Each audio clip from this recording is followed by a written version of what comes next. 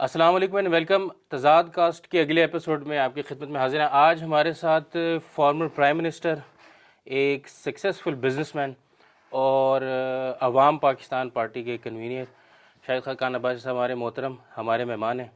آئیے جانتے ہیں ان کی زندگی کے بارے میں، پاکستانی پالیٹکس کے بارے میں، کاروبار کے بارے میں، اکانومی کے بارے میں.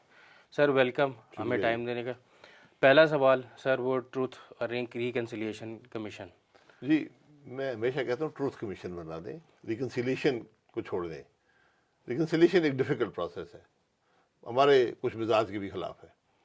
تو ٹروتھ بنا دیں کہ جس کے پاس بھی فرسٹ ہینڈ انفارمیشن ہے ملک کی تاریخ کے بارے میں، جو ایونٹس ہوئے ہیں، چاہے وہ 48 میں ہوئے، 47 میں ہوئے، 48 میں ہوئے، 50 کے اشرے میں، کسی اشرے میں ہوئے، آج بھی ہو رہے ہیں، وہ ڈاکیومنٹ کر دیں. بس اتنی بات ہے. سر اتنی پولرائزیشن ہے اس وقت ہمارے معاشرے میں، سیاست میں، جوڈیشری میں بھی، ایون ہمارے ہر ادارے میں. اس میں پھر اس ٹروتھ کمیشن کی یا اس کی کریڈیبلٹی کیا ہوگی؟ لوگ اس کی پرسیپشن خراب نہیں ہو جائے گی؟ سر کریڈیبلٹی اب تو مانتے آپ کو کوئی بھی نہیں چاہیے ہے. نہیں ہے نا، آپ نے صرف ڈاکیومنٹ کرنا ہے.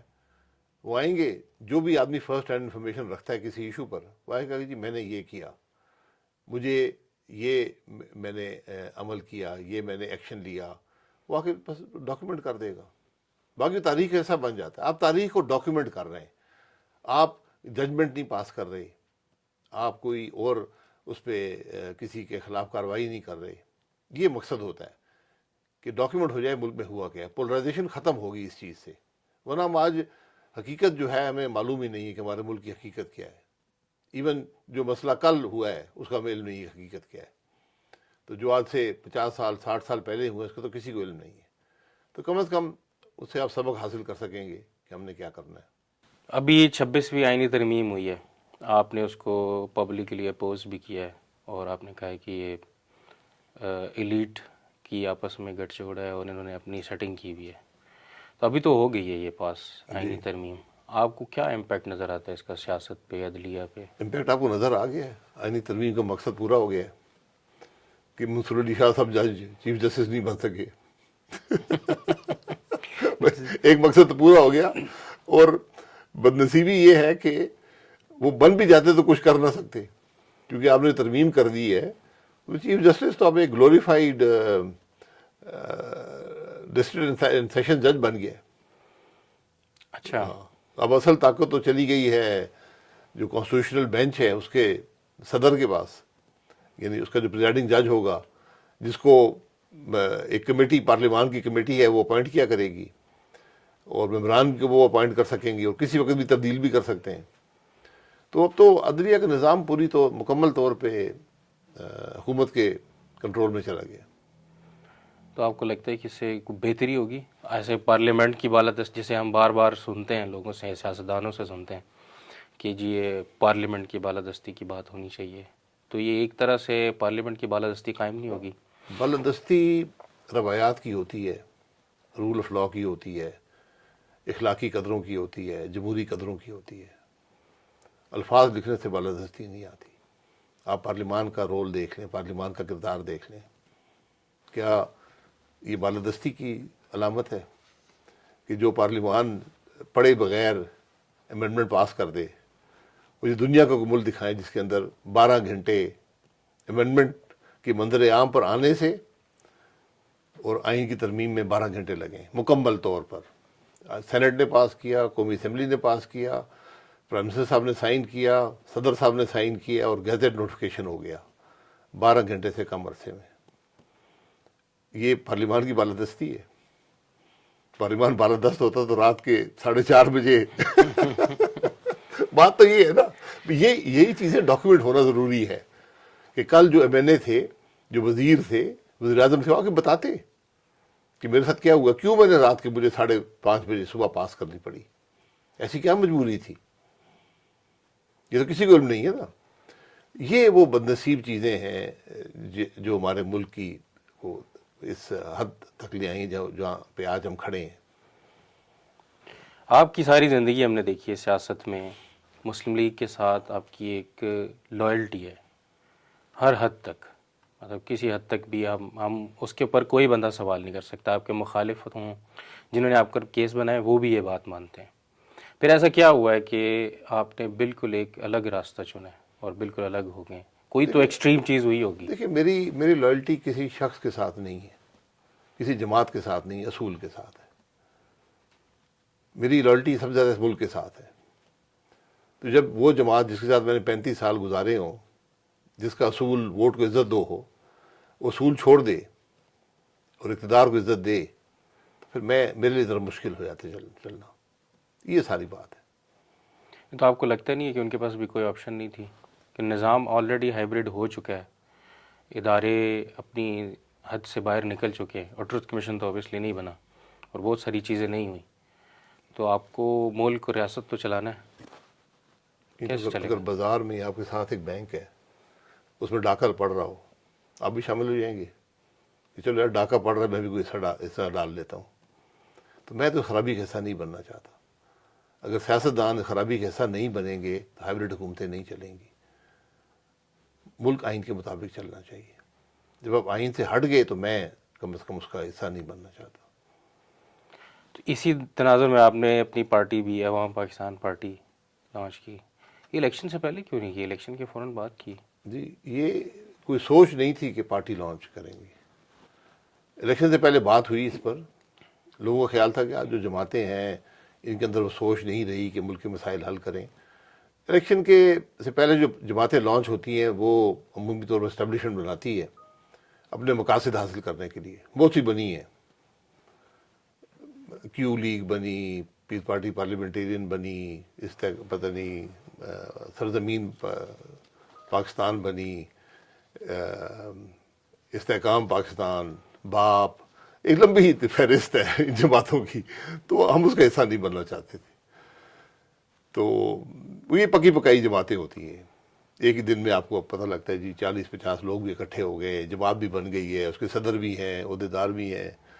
تو ہم نے کہا ٹھیک ہے الیکشن ہونے دیں، اس کے بعد پھر جماعت بنائیں گے، گراس روٹ سے بنائیں گے، اس کو آگے چلائیں گے انشاءاللہ. تو کیا فیوچر دیکھتے ہیں اپنی جماعت کا؟ آپ کو لگتا ہے کہ اصولوں کی بنیاد پر سیاست جی کو عوام مانتی ہے؟ جی یہاں بالکل. پہ تو شخصیات کو لوگ ووٹ دیتے ہیں، بھٹو کو ابھی بھی ووٹ دیتے ہیں، جی بلکہ اس الیکشن میں دیکھیں عمران خان کے نام پہ ووٹ ڈلا ہے، پارٹی بھی نہیں تھی.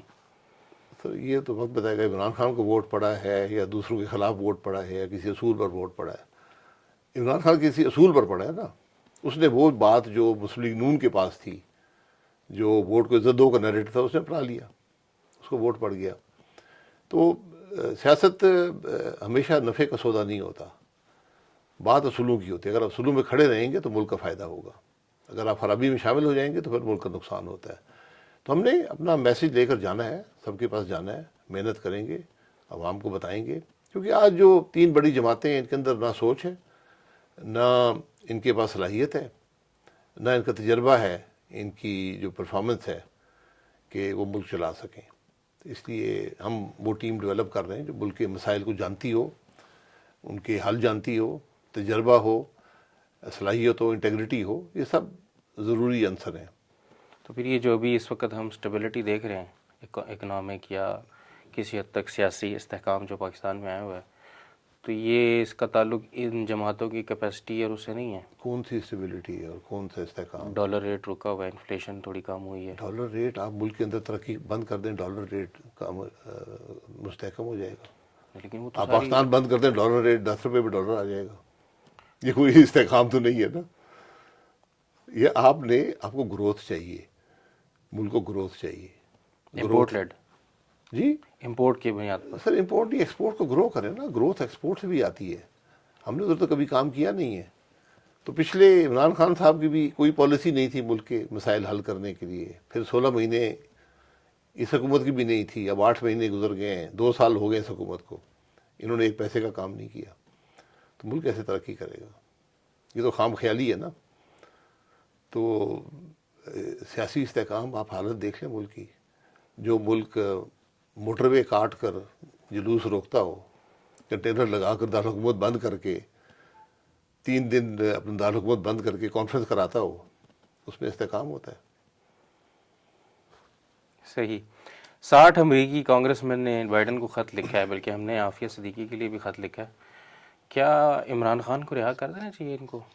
خطوط پہ نہ کوئی رہا کبھی ہوا ہے نہ ہوگا. خطوط وہاں سے 600 بھی لکھ کے بھیج دیں، حالانکہ 600 ہیں نہیں. کچھ نہیں ہوگا. یہ پہلے بھی خط آتے رہے, بھٹو صاحب کے بھی خط آتے تھے, میاں صاحب کے لیے بھی آئے ہیں, یہ خطوط آتے رہتے ہیں. جب آپ نے فیصلہ کیا کہ ہم نے رول آف لا نہیں ہے ہمارے ملک میں, تو جو مرضی خطوط لکھتا رہے. لیکن آپ نہیں دیکھتے کہ یہ ریاست اور حکومت اور معاشرہ بھی تھریٹ فیل کرتا ہے عمران خان کے پورے پروجیکٹ سے, اور تو ابھی اس کو ریورس کیا جا رہا ہے اس وجہ سے سر پروجیکٹ کیونکہ انسیکیورٹیز ہیں. پروجیکٹ میں نے تو نہیں بنایا تھا نا. پروجیکٹ ہے تو عوام نے قبول کر لیا ہے. یہ بدقسمتی ہے, اس کو بدقسمتی سمجھیں, خوش قسمتی سمجھیں, لیکن لوگوں نے قبول کیا ہے. آپ نے وہ نیریٹو بنایا, پھر الیکشن چوری کر کے لے کر آئے, پھر ہٹایا, پھر یہ حکومت آ گئی الیکشن چوری کے نتیجے میں. تو پروجیکٹ آپ چلاتے رہے, ملک نہیں چلے گا. آپ عمران خان کی حکومت کو, ابھی پچھلے دنوں میں نے پڑھا ہے کہ آپ نے کہا سب سے کرپٹ, ان کی بھی کرپٹ حکومت تھی, یہ بھی کرپٹ ہی ہیں, اور کرپشن کے لیے نیب بنا ہے. نیب کا کوئی مستقبل آپ تو نہیں دیکھتے؟ نہیں, نیب کا مستقبل ہے آپ بڑا. کہتے ہیں اس کو ختم ہونا چاہیے. نہیں, میں کہہ رہا ہوں نا, لیکن جن کو ضرورت ہے نیب کی وہ تو ختم نہیں ہونے دیں گے. نیب سے آپ سیاست کرتے ہیں, نیب کے علاوہ سیاست نہیں, مشکل ہوتی ہے. کیسے ڈرائیں گے دھمکائیں گے MNAs کو؟ عمران خان صاحب نے عثمان بزدار کو لگایا چیف منسٹر پنجاب. یہ وہ حکومت پاکستان کی, میں نے 85 کے بعد ہر حکومت دیکھی ہے, کرپٹ ترین حکومت تھی پنجاب کی, کوئی اس کا مقابلہ نہیں تھا. محمود خان کی کرپٹ ترین حکومت تھی KP کے اندر. یہاں پر آپ وزراء کی حالت دیکھ لیں وفاق کے اندر, ہر اسلام آباد جانتا ہے کون سے وزیر پیسے لے رہے تھے, کون سے نہیں لے رہے تھے. تو کرپشن نیریٹو جو لے کر آئے, سب سے کرپٹ تو خود نکلے. یہ بدنصیبی ہے.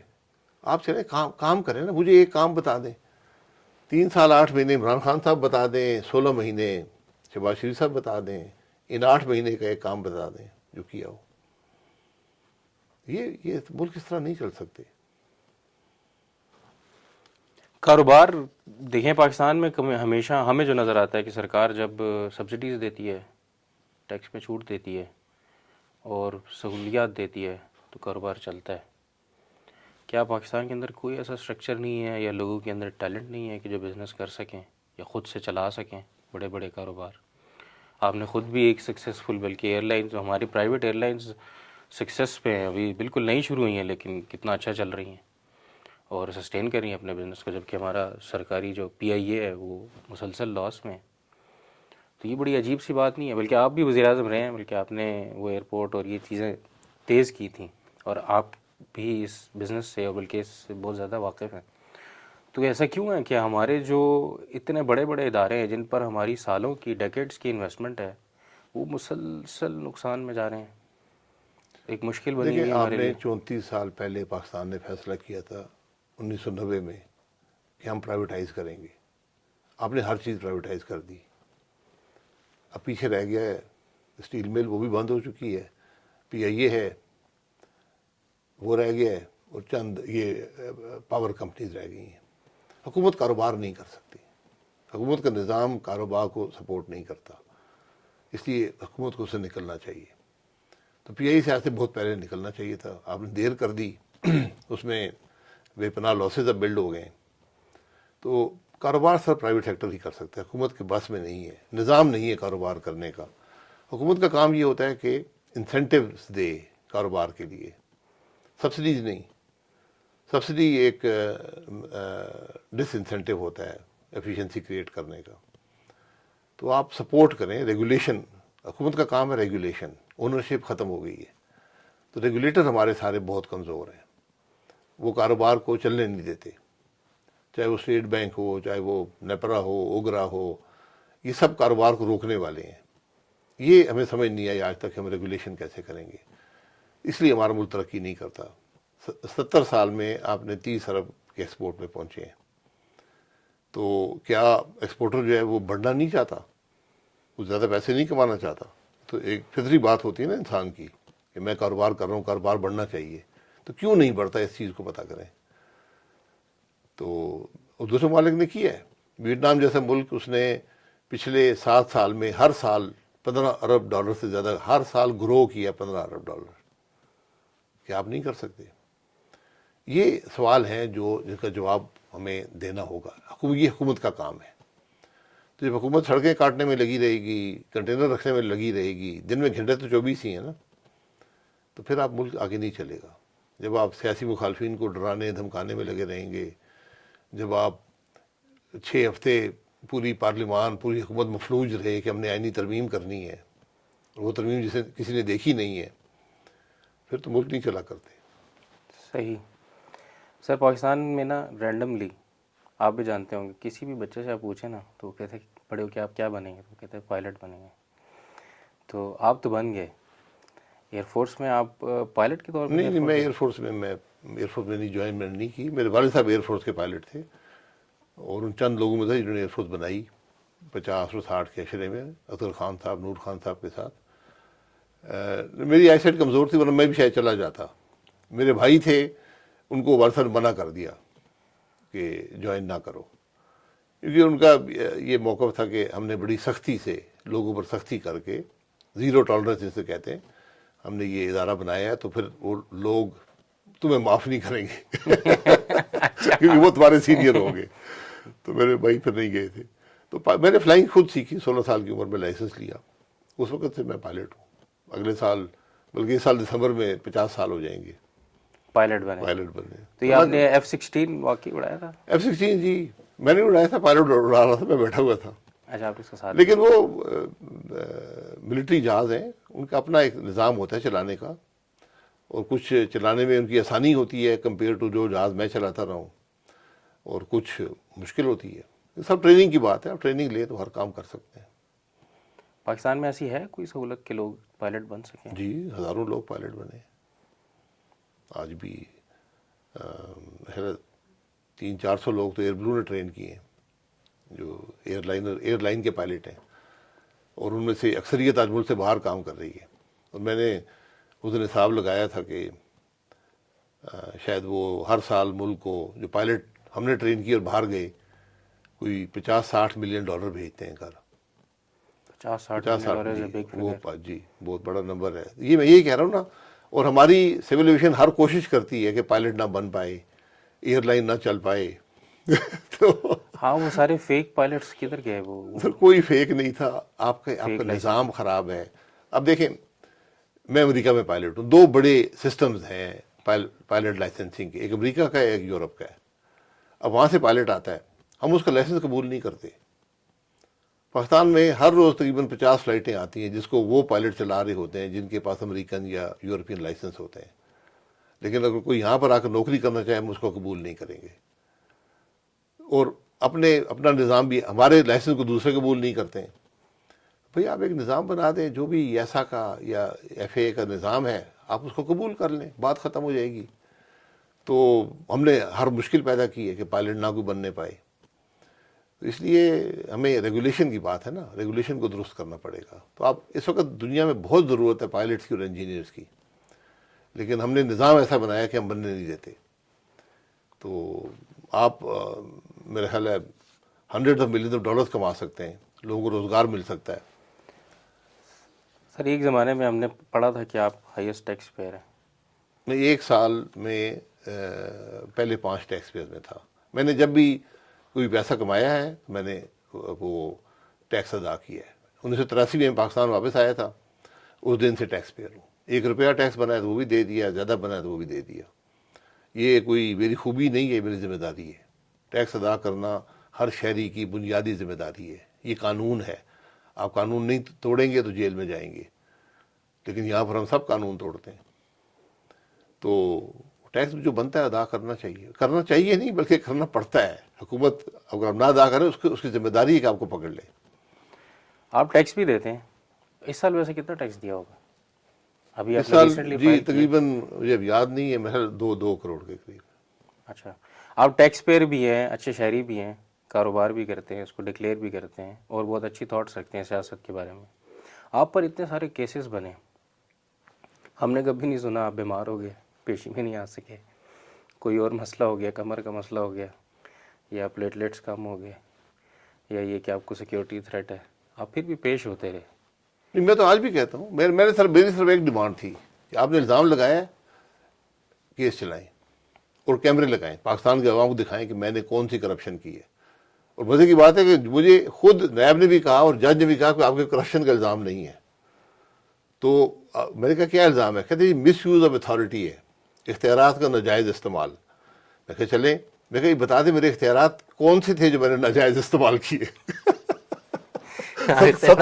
17 سال میں نے نیب کی عدالتوں میں گزارے، 9 سال مشرف کے زمانے میں اور 4 سال 2 کے ڈفرینٹ کیسز میں اس عمران خان صاحب کی حکومت میں، بلکہ 18 سال تقریباً نیب کی عدالتوں میں.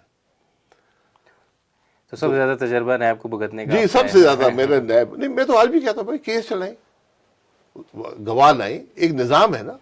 آپ نے الزام لگایا ہے اور اب آپ کی ذمہ داری ہے کہ ثبوت لے کر آئیں، گواہ لے کر آئیں کہ اس نے یہ کام کیا ہے. بلکہ وہ ایک مجھ پہ الزام لگا کہ ایک کیس بنانے کے، اور بھی میرے کو بہت انویسٹیگیشن ہوئی. ایک پہ الزام لگا کہ آپ نے کوئی 70 ارب کا نقصان کر دیا ہے. تو میں نے کہا یار یہ مجھے بڑی شرمندگی ہو رہی ہے. کہتے کس بات کی؟ میں نے کہا میرے جو پچھلے مجھ سے پہلے وزیر تھے ان پہ آپ نے 450 ارب کا لگایا تھا. میں کہا میں تو بڑا نالائق وزیر ہوں. انہوں نے 450 کا نقصان کیا تھا. تو میں نے کہا بڑھا دیں اس کو 500-600 ارب کر دیں، عزت تو بڑے آدمی کی. تو ایک عجیب تماشا ہے. یقین کریں کہ آپ کے ساتھ رہا، مجھے تو خیر اس میں کوئی اتنی پرواہ نہیں ہوتی، لیکن دوسرے لوگوں کی زندگیاں خراب ہوتی ہیں. کیونکہ یہ بات ہم سمجھتے نہیں ہیں کہ آپ ہمارے ملک میں وزیر جو ہے وہ منسٹری کا انچارج نہیں ہوتا، سیکرٹری ہوتا ہے. تو اگر آپ نے وزیر کو پکڑنا ہو تو آپ کو سیکرٹری کو پہلے پکڑنا پڑتا ہے. پھر سیکرٹری یہ کہے گا کہ اس نے مجھ سے یہ غلط کام کرنے کو کہا تھا اور میں نے غلط کام کیا اس کے کہنے پہ، پھر جا کے آپ کے خلاف کیس بنتا ہے. جن کیسز میں یہ چیزیں ہوتی رہی اس میں تو آپ اونرشپ لیتے رہے کہ نہیں میں نے کہا آپ نے جی میں نے کہا میں نے کام کیا ہے، میں کہ ان کو چھوڑیں. میں نے اپنی 3 سیکرٹریوں کو میں نے خط لکھا اور اپنے بیٹے کو بھیجا. میں نے کہا بول دو یار کہ میرے خلاف بیان دے دیں، کوئی بات نہیں ہے، اپنی جان چھڑائیں ان پاگلوں سے. حقیقت سے، کیونکہ ہم نے دیکھا نا مل کے کام کیا نا. لیڈرشپ منسٹر پرووائڈ کرتا ہے، سیکرٹری کا کام ہوتا ہے کہ وہ کاغذی کارروائی پوری کرے. تو میں نے کہا جو آپ نے کام کیا آپ کہہ دیں، جو یہ کہہ رہے ہیں اس پہ سائن کر دیں. کیونکہ وہ 2 کاغذ رکھتے تھے سیکرٹری کے سامنے، ایک اس کی اپروور اسٹیٹمنٹ ہوتی تھی اور ایک اس کا یعنی اپروور، یعنی میں نے یہ جرم کیا ہے اور منسٹر کے کہنے پہ کیا ہے، اور دوسرا اس کا اریسٹ وارنٹ ہوتا تھا کہ تم بھی اب ساتھ تم بھی ملزم بن جاؤ گے. تو میں نے سب کو کہا، میں نے کہا یار جان بچاؤ ان پاگلوں سے. اچھا وہ اس کانٹیکس میں تھا. یہ جو ابھی ہم نے دیکھا تھا، یہ ابھی ریسنٹلی کنکلوڈ ہوا ہے فیض آباد دھرنا کمیشن کی انویسٹیگیشن، اس کا کیس، اس میں بھی اونرشپ ساری کی ساری آپ نے اپنے اوپر لے لی. میری ذمہ داری ہے، میں پرائم منسٹر تھا. دھرنے کی ذمہ داری میری نہیں ہے، دھرنے کو مینیج کرنے کی ذمہ داری پہ. وہ دھرنا کس نے کیا آپ کو ٹروتھ کمیشن بنے گا تو پتہ لگ جائے گا. تو میں نے تو دھرنے کو سیریسلی نہیں لیا تھا. اچھا لیکن اس نے ہلا دیا پاکستان کو. نہیں وہ ہلایا اس وقت ہے جب وہ پریشان ہو گئے کرنے والے. ہم نے کہا ٹھیک ہے بیٹھے رہنے دیں ان کو، کوئی بات نہیں ہے. ہم نے کہا تھوڑی جگہ ان کی تنگ کریں گے ہم آہستہ آہستہ. تو جس دن ہم نے یہ فیصلہ کیا تو اسی دن عدالت میں کیس لگ گیا. عدالت نے حکم فرمایا کہ اس دھرنے کو ختم کریں 2 دن میں اور بغیر طاقت کے استعمال کے. ہماری عدالتیں بھی الحمدللہ بڑے بڑے کام کرتی ہے. تو بس وہ پولیس، ہم نے پولیس کو کہا بھی تم رہنے دو مت کرو. انہوں نے کہا نہیں جی ہم پہ تو کنٹیمپٹ لگ جائے گی. یہ ساری ملی بھگت ہوتی ہے، وہ پٹیشنر بھی، جج بھی، پولیس بھی، یہ سب ملے ہوئے تھے. تو انہوں نے ایک چھوٹی سی کوشش کی دھرنا ہٹانے کی. دھرنے والوں نے مار بگایا پولیس کو. پوری اسلام آباد پولیس، پنجاب پولیس آئی نہیں. 30,000 آدمی تھا، وہ نہیں آئے. تو بس ٹھیک ہے، پھر ہم حکومت کی ریٹ ختم ہو گئی. پھر آپ کو نیگوشیٹ کرنا پڑا ان کے ساتھ. تو نیگوشیشن میں وہ آپ نے معاہدہ سائن کیا، وہ گھر چلے گئے. زیادہ راہ بھی ہم نے دیا ان کو. بڑے بڑے تماشے. زیادہ راہ وہ کس بجٹ سے کیا دفاع کے یا سرکار؟ نہیں وہ ہم نے نہیں دیا تھا. وہ ایک آرمی کے افسر تھے، رینجرز کے انچارج تھے میرے خیال ہے. انہوں نے شاید رینجر فنڈ سے اپنی جیب سے زیادہ راہ مہیا کیا. Sir thank you for giving بہت شکریہ. بہت شکریہ سر، بہت شکریہ.